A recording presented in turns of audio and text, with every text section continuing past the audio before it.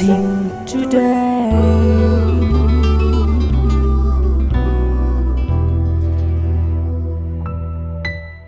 Welcome to blessing today. ഇന്നത്തെ blessing today നിങ്ങളുടെ ജീവിതത്തിൽ വലിയ അനുഗ്രഹമായി മാറട്ടെ. ഇന്നത്തെ സ്പോൺസർക്ക് വേണ്ടി പ്രാർത്ഥിച്ചു കഴിഞ്ഞാൽ ഉടൻ തന്നെ നാം പ്രാർത്ഥിക്കാൻ പോകുന്നത് ഇന്ന് എക്സാം എഴുതുന്ന വിദ്യാർത്ഥികൾക്ക് വേണ്ടിയിട്ടാണ്. അതുകൊണ്ട് എല്ലാ വിദ്യാർത്ഥികളും തയ്യാറായി നിൽക്കുക. അവരുടെ ഇന്നത്തെ എക്സാമിൻ്റെ പുസ്തകങ്ങൾ, എഴുതുന്ന പെൻ, ഉപയോഗിക്കുന്ന ഇൻസ്ട്രുമെൻറ്റ് ബോക്സ് തുടങ്ങിയതെല്ലാം തയ്യാറാക്കി വയ്ക്കുക. മാത്രമല്ല അവരോട് ചേർന്ന് അധ്യാപകരും മാതാപിതാക്കളും മുതിർന്നവരും എല്ലാം ചേർന്ന് പ്രാർത്ഥിക്കാൻ പോവുകയാണ്. ആദ്യമേ നമുക്ക് ഇന്നത്തെ സ്പോൺസർക്ക് വേണ്ടി പ്രാർത്ഥിക്കാം. ഇന്നത്തെ സ്പോൺസർ കൊച്ചിയിൽ നിന്ന് തന്നെയുള്ള ഒരു വെൽ വിഷറാണ്. ആ കുടുംബത്തിൽ കർത്താവ് ഇതുവരെ ചൊരിഞ്ഞ എല്ലാ അനുഗ്രഹങ്ങൾക്കും നന്ദി പറഞ്ഞുകൊണ്ട് നമുക്ക് പ്രാർത്ഥിക്കാം. കർത്താവ് നൽകിയ രോഗസൗഖ്യത്തിന് വേണ്ടി നന്ദി പറയാം. ഇളയ മകൾക്ക് വേണ്ടി പ്രത്യേകിച്ച് പ്രാർത്ഥിക്കാൻ ആവശ്യപ്പെട്ടിട്ടുണ്ട്. സ്കിൻ ഡിസീസ് മാറിപ്പോകാൻ, അതുപോലെ മന്ത്ലി പീരിയഡ്സ് കറക്റ്റ് ആകുവാൻ വേണ്ടി, ഹോർമോണൽ ബാലൻസ് ഉണ്ടാകാൻ വേണ്ടിയിട്ട് മൂത്ത മകൾക്കും കുടുംബത്തിന് വേണ്ടി, ഹസ്ബൻഡിന് വേണ്ടി പ്രാർത്ഥിക്കാം.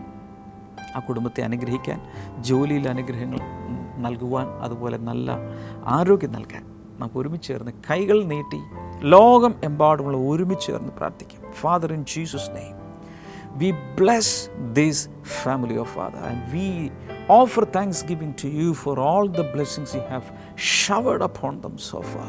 In the name of Jesus, കർത്താവ് അവരെ ഏറ്റവും കൂടുതൽ ഇനിയും തുടർന്ന് അനുഗ്രഹിക്കണമേ എന്ന് പ്രാർത്ഥിക്കുന്നു. Father, we pray for the younger daughter. In the name of Jesus, let that skin problem be healed. Let all the functions of her body be correct and perfect, Father. മൂത്ത മകളെ അനുഗ്രഹിക്കുന്നു. We bless her married life. We bless her job. And Father, we release good health. കർത്താവ് അങ്ങനെ ചെയ്തതിനാൽ നന്ദി. യേശുവിൻ നാമത്തിൽ തന്നെ. ആമേൻ. Thank you so much for sponsoring today's episode. Kattappana blessing festival March 6 വെള്ളിയാഴ്ച. സമയം രാവിലെ 10 മുതൽ 1 മണി വരെ. Town hall, Kattappana.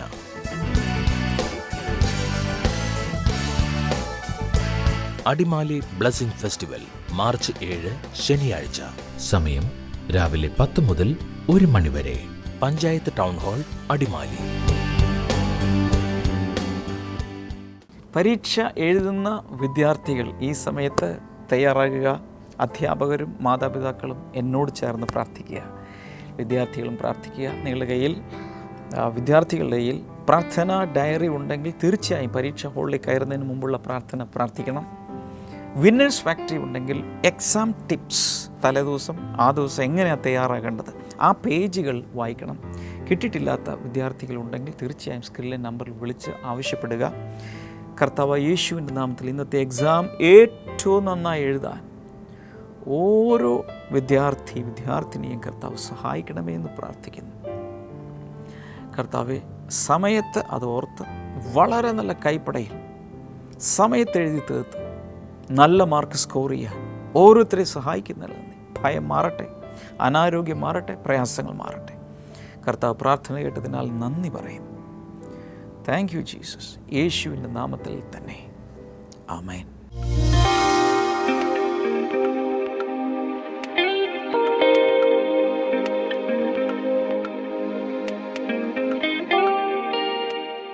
ഈ സഹോദരിയുടെ പേര് അശ്വു എന്നാണ്. തൻ്റെ അമ്മയാണ് അടുക്കൽ നിൽക്കുന്നത്. നമ്മുടെ ബ്ലെസ്സിംഗ് സെന്ററിൽ വർഷങ്ങളായി ഇവർ അറ്റൻഡ് ചെയ്തുകൊണ്ടിരിക്കുന്നു. ഈ കുഞ്ഞ് BSc നേഴ്സിങ്ങിന് സേലത്ത് പഠിച്ചുകൊണ്ടിരിക്കുകയായിരുന്നു. തനിക്ക് 3rd ഇയർ താൻ പഠിച്ചുകൊണ്ടിരിക്കുന്ന സമയത്ത് അതിൻ്റെ ഫൈനൽ എക്സാമിൽ താൻ പറയുന്നത് ഇപ്രകാരമാണ്: വളരെ വാസ്റ്റ് ആയിട്ടുള്ള സബ്ജക്ട്സ് ആയിരുന്നു. മാത്രമല്ല സ്റ്റഡി ലീവ് അധികം കിട്ടിയില്ല. കാരണം സബ്ജക്ട്സ് ഒത്തിരി കവർ ചെയ്യാനുള്ളത് കൊണ്ട് വളരെ ഷോർട്ടായിട്ടുള്ളൊരു സ്റ്റഡി ലീവ് പീരീഡ് ഇവർക്ക് അനുവദിച്ചിരുന്നുള്ളൂ. വളരെ താൻ പറഞ്ഞു തനിക്ക് ആ സ്റ്റഡി ലീവിൻ്റെ അകത്ത് തനിക്ക് ഒന്നും കവർ ചെയ്യാൻ പറ്റിയില്ല. വളരെ ചെറിയ ശതമാനം പോർഷൻസേ തനിക്ക് കവർ ചെയ്യാൻ പറ്റിയുള്ളൂ. മാത്രമല്ല ഈ എക്സാമിൽ 3 സബ്ജക്റ്റാണുള്ളത്. ഒരു സബ്ജക്റ്റിൽ താൻ ഫെയിലായി കഴിഞ്ഞാൽ അവിടുത്തെ സിസ്റ്റം അനുസരിച്ച് 6 മാസം പുറകിലുള്ള ബാച്ചുണ്ട്, ആ ബാച്ചിലേക്ക് ഇരുത്തും. ഒരു സബ്ജക്റ്റിന് പോയി കഴിഞ്ഞാൽ ബാക്കിലേക്ക് പോകും. ഓക്കെ. അങ്ങനെയാണ് അവിടുത്തെ സിസ്റ്റം. എല്ലാ സബ്ജക്ട്സും എഴുതുകയും ചെയ്യണം. അപ്പോൾ ഒരു സൺഡേ കൂടി തനിക്ക് പഠിക്കാനുണ്ടായിരുന്നു. പക്ഷേ ആ സൺഡേ താൻ തീരുമാനിച്ചു, ഞാൻ ദൈവത്തെ ആരാധിക്കേണ്ട ദിവസമാണ്, ഞാൻ ആരാധനയ്ക്ക് പോകും. ആ മകൾ വളരെ ദൂരെയാണ്, താൻ സേലത്ത് ആരാധനയ്ക്ക് പോകുന്നത്. അവിടെ ചെന്ന് ദൈവത്തെ മുഴുവൻ ആരാധിച്ച് താൻ വളരെ ദൂരെ യാത്ര ചെയ്ത് പോയതുകൊണ്ട് ആ ക്ഷീണത്തിൽ താൻ ഉറങ്ങിപ്പോയി. രാത്രി ഒരു 8 മണിക്കൂറാണ് ഉറക്കമൊഴിച്ചിരുന്ന് താൻ പഠിച്ചു. 8 മണിക്കൂറാണ് ആകെ തനിക്ക് പിന്നീട് പഠിക്കാൻ കിട്ടിയത്. ആകെയുള്ളത് 8 മണിക്കൂർ. യെസ്. പക്ഷേ വളരെ പ്രാർത്ഥനയോടെ നമ്മുടെ പ്രെയർ ലൈനിൽ തന്നെ അതിനു മുമ്പ് വിളിച്ച് പ്രാർത്ഥിപ്പിച്ചു. പ്രെയർ ലൈനിൽ ശക്തമായി നമ്മുടെ ബ്ലെസ്സിങ്ങിലൂടെ പ്രെയർ ലൈനിൽ നിന്ന് പ്രാർത്ഥിച്ചു കൊടുത്തു. ഈ മകൾ എക്സാം എഴുതിയെടുക്ക് രാത്രി മുഴുവൻ ഉറക്കം നിന്നതുകൊണ്ട് ഈ മകൾ എക്സാമിൻ്റെ ഇടയിൽ ഉറങ്ങിപ്പോയി. എക്സാമിൻ്റെ ഇടയിൽ ഉറങ്ങിപ്പോയി. യെസ്. എക്സാമിനർ വന്ന് തട്ടി എഴുന്നേപ്പിച്ചു. എന്താ മകളെ ഉറങ്ങുന്നത്, വേഗം എഴുതാൻ പറഞ്ഞു. താൻ ഉണർന്ന് എഴുന്നേറ്റ് എഴുതി. പക്ഷേ റിസൾട്ട് വന്നപ്പോൾ ഫസ്റ്റ് റാങ്കോടുകൂടി ഈ മകൾ പാസ് ഔട്ടായി. ഇനി ഇതിന് എന്താ പറയേണ്ടതെന്ന് എനിക്കറിഞ്ഞുകൂടാ. ഉറങ്ങിയിട്ട് ഫസ്റ്റ് റാങ്ക് കിട്ടിയെന്ന് പറയുമ്പോൾ അതെങ്ങനെ വ്യാഖ്യാനിക്കണമെന്ന് എനിക്കറിഞ്ഞുകൂടാ. സ്വയം വ്യാഖ്യാനിക്കുക. ഹല്ലേലൂയ.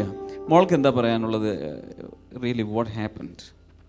ഞാൻ ശരിക്കും ആ 8 hours കംപ്ലീറ്റ് ആയിട്ട് പഠിച്ചിരുന്നില്ല. പക്ഷെ എനിക്ക് ഭയങ്കര വിശ്വാസമായിരുന്നു. കാരണം ആ എക്സാം എനിക്ക് ഭയങ്കര വിശ്വാസമായിരുന്നു. കേട്ടോ, എനിക്ക് ഭയങ്കര വിശ്വാസമായിരുന്നു. ഞായറാഴ്ച ആരാധന മുടക്കിയുമില്ല. ഓക്കെ. എന്നിട്ട് ഞായറാഴ്ച ആരാധന മുടക്കിയില്ല. അന്ന് വൈകിട്ട് 8 മണിക്കൂർ കിട്ടിയില്ല ശരിക്കും. അത്ര നേരം പഠിച്ചു. രാവിലെ പ്രെയർ ലൈനിൽ ഉറക്കം നിന്ന് പഠിച്ചു. പഠിക്കുന്നതിന് മുമ്പ് പ്രെയർ ലൈനിൽ വിളിച്ച് പ്രാർത്ഥിച്ചു. ആദ്യം പ്രെയർ ലൈനിൽ വിളിച്ച് പ്രാർത്ഥിച്ചു. അതിനുശേഷം നൈറ്റ് മൊത്തം പഠിച്ചു. പിന്നെ എക്സാമിന് മുമ്പ് ഇവിടെ മെറ്റൽഡ ആൻറ്റി വിളിച്ച് പ്രാർത്ഥിച്ചു. ആൻറ്റിയെ വിളിച്ച് പ്രാർത്ഥിച്ചു. പ്രെയർ ലൈനിൽ വിളിച്ച് പ്രാർത്ഥിച്ചു. എക്സാം എഴുതി. ആ പ്രാവശ്യം ആ സബ്ജക്റ്റിനാണ് ഫസ്റ്റ് റാങ്ക് കിട്ടിയത്. ആ സബ്ജക്റ്റിന് 200 ടോട്ടൽ. 171 ആയിരുന്നു എൻ്റെ മാർക്ക്. ഓക്കെ. ആ സബ്ജക്റ്റിന് ക്ലാസ് ഫസ്റ്റ് ആയിരുന്നു. പ്ലസ് ആ ഇയർ ഫസ്റ്റ് റാങ്ക് ആയിരുന്നു. ആ ഇയറിൽ ഫസ്റ്റ് റാങ്ക് കിട്ടി. കൺഗ്രാറ്റുലേഷൻസ്. ഗ്രേറ്റ്.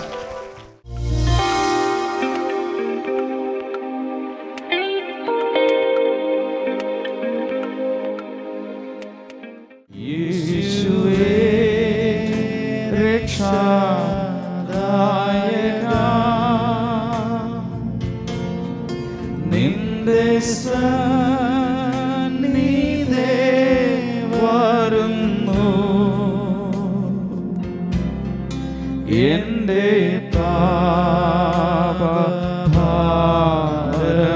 പാപഭാരവുമായി വല്ലഭ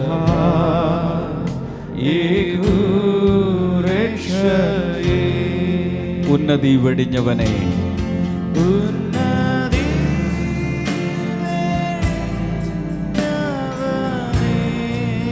മണ്ണിൽ താണു വന്നവനെ,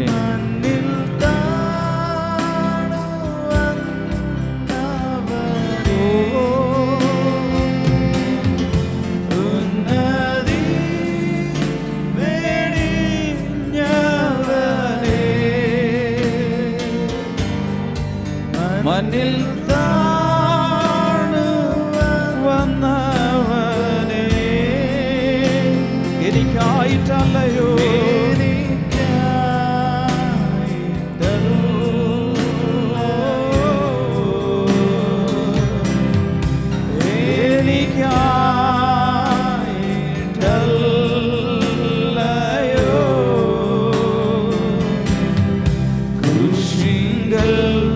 ജീവനെ തന്ന്. ഇത് ഞാൻ നിങ്ങളോട് സംസാരിക്കുന്നത് ഗോഡ്സ് ലവ് കവേഴ്സ് എവറിത്തിങ്. ദൈവവചനം എല്ലാറ്റിനെയും സകലത്തെയും മറയ്ക്കുന്നു. മറ്റൊരർത്ഥത്തിൽ ദൈവത്തിൻ്റെ വചനം എല്ലാത്തിനെയും കവർ ചെയ്യുന്നു, അല്ലെങ്കിൽ മൂടി മറയ്ക്കുന്നു. വചനങ്ങൾ നമുക്ക് വായിക്കാം. 1 പത്രോസ് 4-ാം അധ്യായം 8-ാമത്തെ വചനം. എല്ലാറ്റിനും മീതെ അന്യോന്യം ഉള്ളഴിഞ്ഞു സ്നേഹിപ്പിൻ. സ്നേഹം പാപങ്ങളുടെ ബഹുത്വത്തെ മറയ്ക്കുന്നു. Now this is a principle set by God. ദൈവം ഉണ്ടാക്കി വച്ചിരിക്കുന്ന ഒരു തത്വമാണ്, ഒരു റൂളാണ്. എന്താണ് ഈ നിയമം പറയുന്നത്? Love covers a multitude of since. വലിയ പാപങ്ങളുടെ ബാഹുല്യം, ബഹുത്വം. ഒരാൾ ഒത്തിരി ഒത്തിരി ഒത്തിരി ഒത്തിരി ഒത്തിരി പാപം ചെയ്തിട്ടുണ്ടെന്നിരിക്കട്ടെ, കണക്കാക്കാൻ കഴിയാത്ത രീതിയിലുള്ള ക്രൂരകൃത്യങ്ങൾ ചെയ്തൊരു വ്യക്തി. നമ്മൾ ആരും മോശമൊന്നുമല്ല, കാരണം ബൈബിൾ പറയുന്നത് എല്ലാവരും പാപം ചെയ്തു. ചിലരല്ല പാപം ചെയ്തത്. ചിലർ വിചാരിക്കും കോട്ടയത്തുകാർ മാത്രമേ പാപം ചെയ്തിട്ടുള്ളൂ. അങ്ങനെയല്ല, കൊല്ലത്തുകാരും പാപം ചെയ്തിട്ടുണ്ട്, കൊയിലാണ്ടിലുള്ളവരും പാപം ചെയ്തിട്ടുണ്ട്, സകല മനുഷ്യരും പാപം ചെയ്തിട്ടുണ്ട്, ഇന്ത്യയിലുള്ള എല്ലാവരും പാപം ചെയ്തിട്ടുണ്ട്, ഓസ്ട്രേലിയയിലുള്ളവരും പാപം ചെയ്തിട്ടുണ്ട്, ആഫ്രിക്കക്കാരും പാപം ചെയ്തിട്ടുണ്ട്. ഈ ഭൂമിയിൽ ഏറ്റവും ആദ്യത്തെ മനുഷ്യനായ ആദാം ഉൾപ്പെടെ ഇനി ഏറ്റവും അവസാനം ജനിക്കാൻ പോകുന്ന കുഞ്ഞു വരെ ഈ ഭൂമിയിൽ പിറന്നവരിൽ യേശു ഒഴികെ എല്ലാവരും പാപം ചെയ്തിട്ടുണ്ട്. അബ്രഹാം തെറ്റ് ചെയ്തിട്ടുണ്ട്, ദാവീദ് തെറ്റ് ചെയ്തിട്ടുണ്ട്, ദാനിയേൽ തെറ്റ് ചെയ്തിട്ടുണ്ട്, പൗലോസ് തെറ്റ് ചെയ്തിട്ടുണ്ട്, പത്രോസും തെറ്റ്. ഇത് എഴുതിയിരിക്കുന്നത് പത്രോസാണ്. പത്രോസും തെറ്റ് ചെയ്തിട്ടുണ്ട്. എല്ലാവരും പാപം ചെയ്തിട്ടുണ്ട്.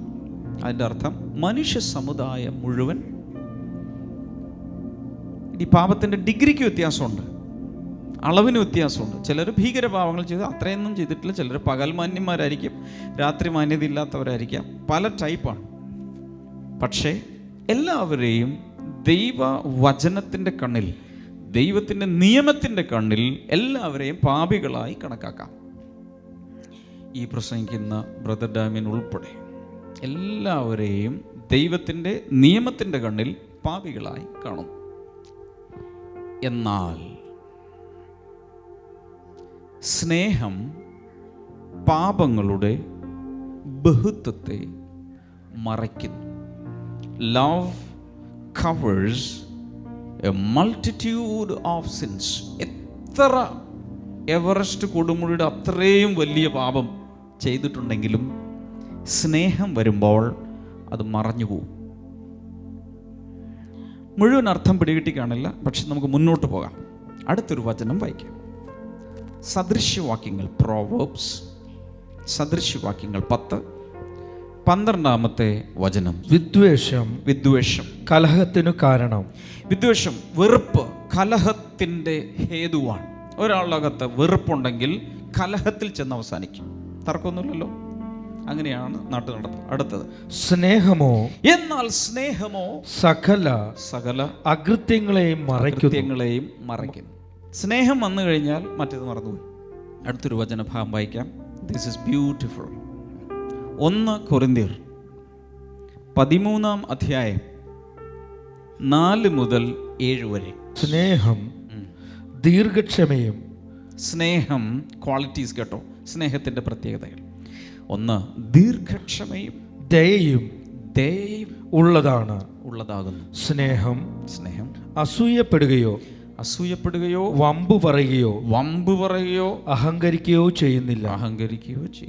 പരുഷമായി പെരുമാറുന്നില്ല. സ്വാർത്ഥം അന്വേഷിക്കാത്തതാണ് കോപിക്കുന്നില്ല. സ്നേഹം കോപിക്കുന്നില്ല. ദോഷം കണക്കിടുന്നില്ല. സ്നേഹം തിന്മയിൽ രസിക്കാതെ. സ്നേഹത്തിന്റെ മറ്റൊരു പ്രത്യേകത, തിന്മയിൽ അത് സന്തോഷിക്കുന്നില്ല, സത്യത്തിൽ അത് സന്തോഷിക്കുന്നു. എല്ലാം വഹിക്കുന്നു, എല്ലാം വിശ്വസിക്കുന്നു, എല്ലാം പ്രത്യാശിക്കുന്നു, എല്ലാം സഹിക്കുന്നു. എന്നോടൊപ്പം ഉള്ളവർ കൈകൾ ഉയർത്തി ദൈവത്തെ ഒന്ന് സ്തുതിക്കാൻ തുടങ്ങാമോ? ഹല്ലേലൂയ. നേരത്തെ ഇപ്പോൾ കേട്ടത് പൗലോസ് എഴുതിയ കുറച്ച് വേർഡിങ്സാണ്. ബൈബിളിൽ തന്നെ എഴുതപ്പെട്ട വചനഭാഗങ്ങൾ വളരെ ബ്യൂട്ടിഫുൾ ലാംഗ്വേജിൽ, ബ്യൂട്ടിഫുൾ നറേഷനിൽ, ആത്മാവിൽ നിറഞ്ഞ് സ്നേഹത്തെ പ്രകീർത്തിച്ച് എഴുതിയ ഒരു അധ്യായമാണ് 1 കൊരിന്ത്യർ 13 ഇതിനെ നമുക്ക് the love chapter of the Bible എന്ന് വിളിക്കാം. വേദപുസ്തകത്തിലെ സ്നേഹത്തിൻ്റെ അധ്യായമാണ്. ഇവിടെ മനസ്സിലാക്കേണ്ട ഒരു കാര്യം, love can go to any extent. സ്നേഹം ഹൃദയത്തിലുണ്ടെങ്കിൽ ഏത് അറുതി വരെയും ഇങ്ങനെ നീട്ടി നീട്ടി നീട്ടി നീട്ടി കൊണ്ടുപോകാം. ക്ഷമിച്ച് ക്ഷമിച്ച് ക്ഷമിച്ച് പോകാം. സ്നേഹം കുറയുമ്പോൾ ക്ഷമിക്കാൻ പറ്റാത്ത അവസ്ഥകൾ നമ്മുടെ ജീവിതത്തിൽ വരും. സ്നേഹം കുറയുമ്പോൾ എന്ത് സംഭവിക്കും? ക്ഷമിക്കാൻ നമ്മൾ സ്ട്രഗിൾ ചെയ്യാൻ തുടങ്ങും. Love can make any amount of sacrifice. സ്നേഹത്തിൻ്റെ മറ്റൊരു പ്രത്യേകതയാണ് എത്ര വലിയ ത്യാഗവും സഹിക്കാൻ സ്നേഹത്തിന് സാധിക്കും. ഇനി മനുഷ്യർ സ്നേഹം വരുമ്പോൾ ഇതൊക്കെ ചെയ്യുമെങ്കിൽ, മനുഷ്യർ സ്നേഹം വരുമ്പോൾ ഇതൊക്കെ ചെയ്യുമെങ്കിൽ ദൈവത്തിൻ്റെ സ്നേഹം എത്ര വലുതായിരിക്കും? ചിന്തിച്ചു നോക്കാം. ദൈവത്തിൻ്റെ സ്നേഹം എത്ര വലുതായിരിക്കും? ഇന്ന് ഇവിടുന്ന് പോകുന്നതിന് മുമ്പ് ദൈവസ്നേഹത്തെക്കുറിച്ച് ഒരു ഐഡിയ ഉണ്ടാക്കിയിട്ട് പോകാമെങ്കിൽ ജീവിതത്തിൽ ഇനി അങ്ങോട്ട് എന്തെങ്കിലുമൊക്കെ സംഭവിക്കാൻ സാധ്യതയുണ്ട്. എത്ര പേർ ഞാൻ പറയുന്നത് മനസ്സിലാക്കും? ദൈവസ്നേഹത്തിൻ്റെ ഒരു പ്ലാറ്റ്ഫോം ഹൃദയത്തിനകത്ത് ഉണ്ടാക്കിയിട്ടാണ് ഇന്ന് പോകുന്നതെങ്കിൽ ഇനിയുള്ള നാളുകൾ ആ ദൈവസ്നേഹത്തിൻ്റെ പ്ലാറ്റ്ഫോമിൻ്റെ മേൽ നമുക്ക് പലതും ബിൽഡ് ചെയ്യാൻ സാധിക്കും. തയ്യാറുള്ളവർ രണ്ട് കൈയും നെഞ്ചിലേക്ക് വെച്ചിട്ട് ഒരു നിമിഷം ഒന്ന് കർത്താവിനോട് തന്നെത്താൻ പ്രാർത്ഥിച്ച്, സ്വന്തം വാചകങ്ങളിൽ പ്രാർത്ഥിച്ച്, കർത്താവേ, എൻ്റെ അകത്ത് ദൈവസ്നേഹത്തിൻ്റെ പ്ലാറ്റ്ഫോം ഒന്ന് ബിൽഡ് ചെയ്യണമേ എന്ന് കർത്താവിനോടൊന്ന് പ്രാർത്ഥിച്ച് ചുണ്ടനക്കി വാ തുറന്ന് എല്ലാവരും ഒന്ന് പ്രാർത്ഥിക്കാമോ? Thank you Jesus. ഇനി ഒരു ഭാഗം കൂടെ നമ്മൾ വായിക്കാൻ പോവുകയാണ്, ഒരുപക്ഷെ അവസാനത്തെ ഭാഗം. അത് ദൈവസ്നേഹത്തെക്കുറിച്ചാണ് പറയാൻ പോകുന്നത്. വായിക്കാം. റോമാലേഖനം 8-ാമത്തെ അധ്യായം, റോമൻസ് ചാപ്റ്റർ നമ്പർ 8. റോമാലേഖനം 8:35 മുതലാണ് വായിക്കാൻ പോകുന്നത്. ക്രിസ്തുവിൻ്റെ സ്നേഹത്തിൽ നിന്ന് നമ്മെ വേർപിരിക്കുവാൻ ആർക്ക് കഴിയും? അതൊരു ചോദ്യമാണ്. അപ്പോൾ തന്നെ അതിലൊരു വെല്ലുവിളിയുടെ ഒരു ചുവ കൂടെ ഉണ്ട്. ആർക്ക് കഴിയും ക്രിസ്തുവിൻ്റെ സ്നേഹത്തിൽ നിന്നും നമ്മെ മാറ്റിയെടുക്കാൻ, വേർപെടുത്തി എടുക്കുവാൻ? അതൊരു ശക്തമായ ഒരു ചോദ്യമാണ്. അതിനുശേഷം അടുത്ത വചനം വായിക്കാം. ക്ലേശങ്ങൾക്കോ കഷ്ടതകൾക്കോ പീഡനത്തിനോ പട്ടിണിക്കോ നഗ്നതയ്ക്കോ ആപത്തിനോ വാളിനോ അത് ചെയ്യാൻ കഴിയുമോ? ഇനി പറയുന്നത് ശ്രദ്ധിക്കുക. അതിലാദ്യം പറഞ്ഞിരിക്കുന്ന ട്രബിൾ, ഏതെങ്കിലും പ്രശ്നങ്ങൾ. ഇവിടെ നോക്കുക, എല്ലാവരും ഇവിടെ നോക്കുക. നിങ്ങളുടെ ജീവിതത്തിൽ ഒരു പ്രശ്നം വരുമ്പോൾ നിങ്ങളോടുള്ള ദൈവസ്നേഹം കുറയുമോ? ഉത്തരം പറയണം. നിങ്ങളൊരു പ്രശ്നത്തിലായിപ്പോയി, ദൈവസ്നേഹത്തിൻ്റെ ഡിഗ്രി ഉടൻ തന്നെ മുല്ലപ്പെരിയാറിലെ വെള്ളം താഴുന്നത് പോലെ താഴുമോ? അല്ലെങ്കിൽ വേറെണ്ണം വരുമ്പോൾ പൊങ്ങുമോ? മുല്ലപ്പെരിയാറിലെ വെള്ളം പൊങ്ങുന്നത് പോലെ ദൈവസ്നേഹം കൂടുമോ? എന്ത് തോന്നുന്നു? ബൈബിൾ പറയുന്നതനുസരിച്ച് ഒരാൾ പ്രശ്നത്തിലാകുമ്പോൾ ഉടൻ തന്നെ അയാൾ ചിന്തിക്കുന്നത്, കർത്താവിന് എന്നോട് ഇഷ്ടമില്ലാത്തത് കൊണ്ടാണ് കർത്താവ് എന്നെ ഈ പ്രശ്നത്തിൽ കൊണ്ടുവന്നിട്ടിരിക്കുന്നത്. പടുതെറ്റ്. ഉത്തരം ഞാൻ പറയാം. പ്രശ്നങ്ങൾ വരുമ്പോൾ നമ്മോടുള്ള ദൈവസ്നേഹം ഒരിക്കലും കുറഞ്ഞു പോകുന്നില്ല. അതൊരു മിഥ്യാധാരണയാണ്. അടുത്തത് ഹാർഡ്ഷിപ്പ്, കഠിനതകൾ. ജീവിതത്തിൽ കഠിനതകൾ അനുഭവിച്ചിട്ടുള്ള ആരെങ്കിലും ഉണ്ടോ? ഹാർഡ് ടൈമിലൂടെ ഭയങ്കര കഠിനമായ കാലഘട്ടങ്ങൾ ജീവിതത്തിൽ അനുഭവിച്ചിട്ടുള്ള ആരെങ്കിലും ഉണ്ടെങ്കിൽ ഒന്ന് കൈവത്തി കാണിക്കാം. ഒത്തിരി പേരുണ്ടല്ലോ. ദൈവസ്നേഹം വലിയ കഠിനമായ ജീവിതത്തിൻ്റെ മേഖലകളിലൂടെ പോകുമ്പോൾ ഒരു ഡിഗ്രി പോലും, ഒരു മില്ലിമീറ്റർ പോലും കുറയുന്നില്ല. കൈ ഉയർത്തി ഒരു ഹല്ലേലൂയ. ശക്തിയോടെ ദൈവത്തെ ഒന്ന് സ്തുതിച്ച്, കൈകൾ രണ്ടും ഉയർത്തി തലയുടെ മുകളിൽ ഒന്ന് അടിച്ച് കർത്താവിനെ ഒന്ന് സ്തുതിക്കാമോ? ശക്തിയോടെ ദൈവത്തെ ഒന്ന് സ്തുതിക്കാമോ? ഉറക്കെ ഹല്ലേലൂയ പറയാമോ?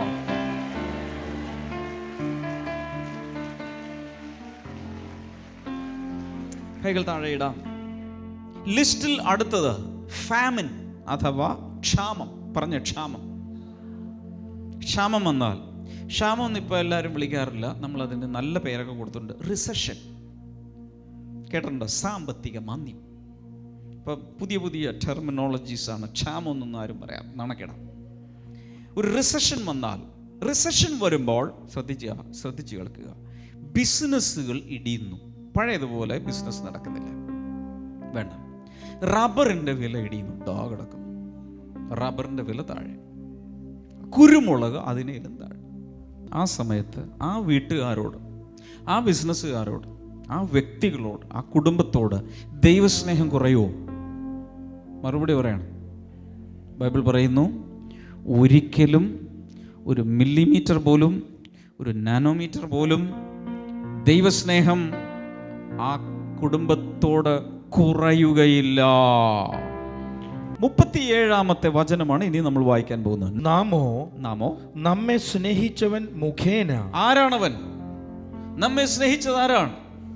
ബൈബിൾ പറയുന്ന പാപികളായിരിക്കുമ്പോൾ തന്നെ അവൻ നമ്മെ സ്നേഹിച്ചതിനാൽ ദൈവസ്നേഹം എന്തെന്ന് നമ്മൾ അറിഞ്ഞിരിക്കുന്നു. എപ്പോഴാണ് ദൈവം നമ്മെ സ്നേഹിച്ചത്? നമ്മൾ വിചാരിച്ചു ബ്ലെസ്സിങ് ഫെസ്റ്റിവൽ വന്നപ്പോഴാണ് ദൈവസ്നേഹം തുടങ്ങിയത്. നോ, പാപികളായി ദൈവത്തെ വിളിക്കാതെ നമ്മുടെ ഇഷ്ടത്തിന് നടന്ന കാലത്തും അവൻ്റെ സ്നേഹം മാറ്റമില്ലാത്തതായിരുന്നു. അന്നും അവൻ നമ്മെ സ്നേഹിച്ചു, പക്ഷെ തിരിച്ചറിഞ്ഞില്ല. ഇപ്പോഴാകട്ടെ തിരിച്ചറിയാൻ തുടങ്ങിയിട്ടുണ്ട്. ദൈവം എന്നെ സ്നേഹിക്കുന്നു എന്നുള്ളൊരു ചിന്തയൊക്കെ നമ്മുടെ അകത്ത് തുടങ്ങി. എപ്പോൾ? ദൈവത്തിലേക്ക് വന്നപ്പോൾ.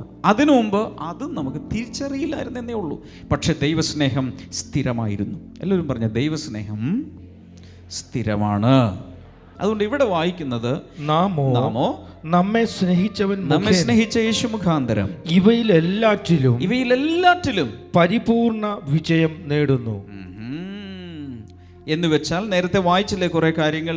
Trouble, hardship, persecution, famine, nakedness, danger, sword തുടങ്ങി അവിടെ പറഞ്ഞിരിക്കുന്ന ജീവിതത്തിൽ വരാവുന്ന ഈ എല്ലാ നെഗറ്റീവായ സാഹചര്യങ്ങളിലും ദൈവം നമ്മെ സ്നേഹിക്കുന്നത് കൊണ്ട്, ഇവിടെ നോക്ക്, ദൈവം നമ്മെ സ്നേഹിക്കുന്നത് കൊണ്ട് ഇങ്ങനെയുള്ള പ്രശ്നമോ പട്ടിണിയോ ആപത്തോ വാളോ ഉപദ്രവമോ ഒക്കെ വരുമ്പോൾ, ഇവിടെ നോക്ക്,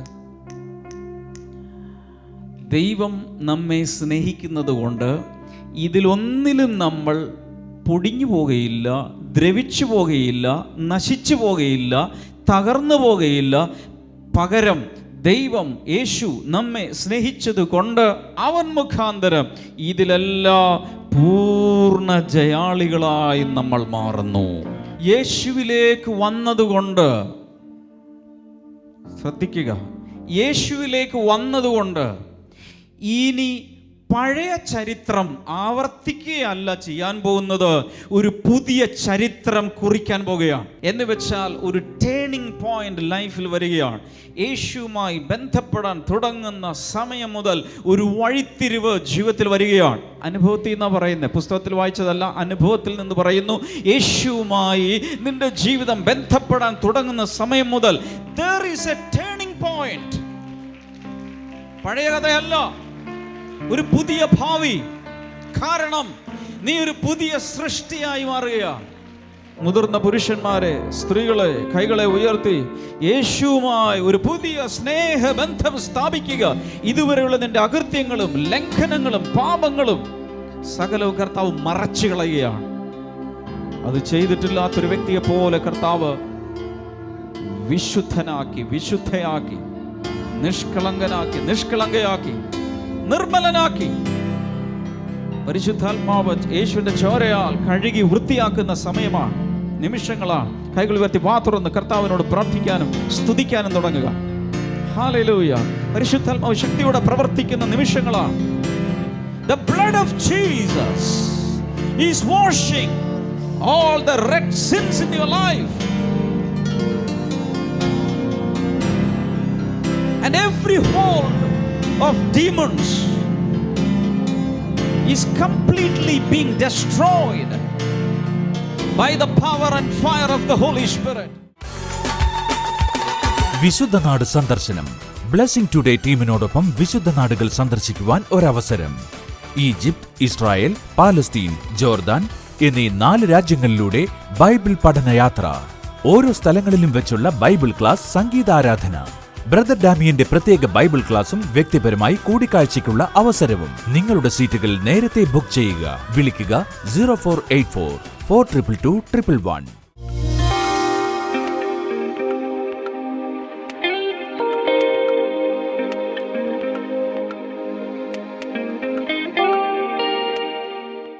ഈ സമയത്ത് നമുക്കെല്ലാവർക്കും ചേർന്ന് ഒരുമിച്ച് പ്രാർത്ഥിക്കാം. കർത്താവ് യേശുവിൻ്റെ നാമത്തിൽ ഇന്ന് രോഗികളായിരിക്കുന്നവരെ അങ്ങ് തൊടണമേ എന്ന് പ്രാർത്ഥിക്കുന്നു. ഷുഗർ രോഗികൾ, ഡയബറ്റീസ് ഉള്ളവർ സൗഖ്യമാകട്ടെ. ബ്ലഡ് പ്രഷർ നോർമലാകട്ടെ. അതുപോലെ മദ്യത്തിന് അടിമകളായിട്ടുള്ള, അതിന് പുറത്തു വരാൻ കഴിയാത്ത, പുകവലിക്കോ മറ്റുള്ള ലഹരി മരുന്നിന് അടിമകളായിട്ടുള്ളവർ കർത്താവായ യേശുവിൻ്റെ നാമത്തിൽ ഇപ്പോൾ തന്നെ let them go free in the name of Jesus. ആസക്തികൾ മാറിപ്പോട്ടെ. കുടുംബങ്ങളിൽ സമാധാനം ഉണ്ടാകട്ടെ, സന്തോഷം ഉണ്ടാകട്ടെ. ഒത്തിരി പേരെ ഈ സമയത്ത് കർത്താവ് വിടുവിക്കുന്നുണ്ട്. ആൽക്കഹോളിക്സ് ആയിട്ടുള്ളവർ ഇപ്പോൾ പൂർണ്ണമായും വിടുതൽ പ്രാപിക്കട്ടെ ഇൻ ജീസസ് നെയിം. അതുപോലെ മസിലുകൾക്കും അസ്ഥികൾക്കൊക്കെ എന്തോ തകരാറ് സംഭവിച്ചിട്ട് കൈ എപ്പോഴും വിറച്ചുകൊണ്ടിരിക്കുന്ന ചില വ്യക്തികൾ, യേശുവിൻ്റെ നാമത്തിൽ ആ വിറയൽ നിൽക്കട്ടെ ഇൻ ജീസസ് നെയിം. പൂർണ്ണമായി ആ വിറയൽ നിന്നു പോകട്ടെ. Thank you Jesus. വിടുതലിനായി നന്ദി പറയുന്നു കർത്താവേ. Thank you, thank you, thank you Jesus. അതുപോലെ വിട്ടുമാറാത്ത പനി, പിന്നെ ചെസ്റ്റിലുള്ള ഇൻഫെക്ഷൻ, ഇതെല്ലാം യേശുവിൻ്റെ നാമത്തിൽ സൗഖ്യമാകട്ടെ. കുഞ്ഞുങ്ങളില്ലാത്തവർക്കായി പ്രാർത്ഥിക്കുന്നു. എത്രയും വേഗം അവർക്ക് കുഞ്ഞുങ്ങളെ കൊടുക്കണമേ എന്ന് പ്രാർത്ഥിക്കുന്നു. Thank you Jesus. കർത്താവെ, വിഷയങ്ങൾ എന്തായിരുന്നാലും ഈ സ്ക്രീനിലേക്ക് കൈനീട്ടി പിടിക്കുക. അവരെ കർത്താവ് തൊട്ട് അനുഗ്രഹിച്ചതിനാൽ നന്ദി. യേശുവിൻ നാമത്തിൽ തന്നെ ആമേൻ. കർത്താവ് ധാരാളമായി അനുഗ്രഹിക്കട്ടെ. ഇന്നും നാളെ നടക്കുന്ന ബ്ലെസ്സിംഗ് ഫെസ്റ്റിവലിലേക്ക് എല്ലാവരെയും സ്വാഗതം ചെയ്യുന്നു. ബ്ലെസ്സിംഗ് ടുഡേ എന്നുള്ള പ്രസിദ്ധീകരണങ്ങൾ നിങ്ങൾക്ക് അവിടെ കൈവശമാക്കാം. ഒത്തിരി സന്ദേശങ്ങളുടെ CD നിങ്ങൾക്ക് കൈവശമാക്കാം.